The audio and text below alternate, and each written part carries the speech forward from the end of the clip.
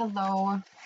I chose to do avoidant restrictive food intake disorder versus anorexia nervosa for my differential diagnosis project. Diving in, I will kind of go over um, just like a basis of what ARFID looks like versus what anorexia looks like, kind of the development of what both of these diagnoses will kind of look like, prevalence, risk factors, treatment options, cultural related issues, and a conclusion of my research. So, ARFID is known as a diagnosis of a lack of interest in food based on sensory characteristics, kind of like smell, taste, texture, appearance, color, that the individual just like sees this food and is like, nope, not for me. I'm not even going to touch it. The individual can also have an aversion and a fear of the consequences of eating food. So this could be like a fear of like choking, vomiting, stomach pain, stuff like that. So they just like avoid food all in general. They commonly show signs of significant weight loss.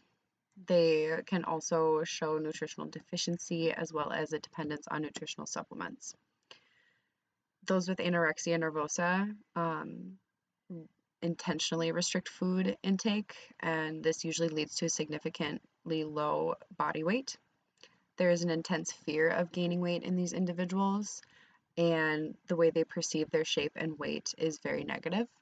So right away, I was able to kind of differentiate between the two, that anorexia is an intentional restriction of food, whereas ARFID is a lack of interest in food. That they don't intentionally restrict anything, they just don't really like the way food presents itself. They don't really find it rewarding or that interesting. The development of ARFID is different than anorexia. It usually develops in infancy and early childhood, and it can persist into adulthood. Anorexia is more commonly known to develop in early adolescence or young adulthood, and usually appears after a very stressful life event. ARFID is equally common among males and females, but when there's a co-occurring diagnosis of autism spectrum disorder, it is more commonly seen in males. ARFID is also known to occur in pregnancy as well, in women, but it usually doesn't meet full criteria, because they usually will end up like growing out of it after their pregnancy finishes. And anorexia is more commonly reported in females in more post-industrialized and high-income countries. This is going to look like the US, European countries, Australia, New Zealand, Japan, those kind of like bigger countries.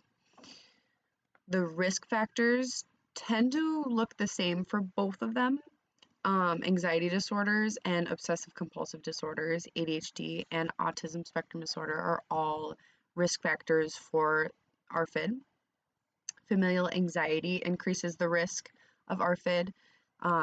This is going to look like mothers who had a history of an eating disorder in the past, as well as a history of gastrointestinal conditions or medical conditions. Those are also risk factors for ARFID.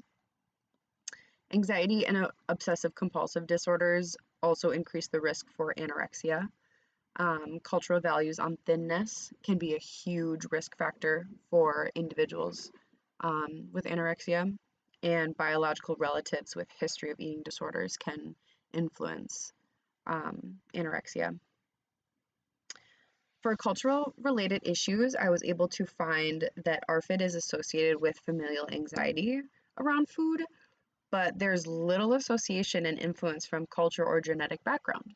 So it kind of just is how the family functions around food, and just the way dinners, lunches, and breakfasts look for them. Anorexia is better explained by Western Eastern influence. So this is going to be like the US culture and Australia, European, like I said earlier, like the post-industrialized and high-income countries, versus the individualist and collective cultures. So like Japan and China, they're a lot more like holistic in their ways.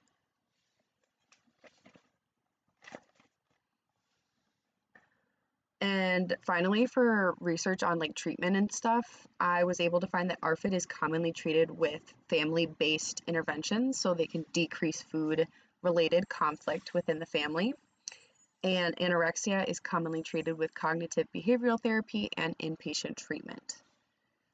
So in conclusion, ARFID and anorexia can present similar in physical presentation by the individual's body weight and appearance. They both may be low body weight, but it is very important to know that those with ARFID do not describe body shape and weight as motives for dietary restriction. Those with ARFID find food less rewarding, and those with anorexia find the delayed reward associated with food restriction to be rewarding. Both are the primary restrictive eating disorders, but they are driven by different motives.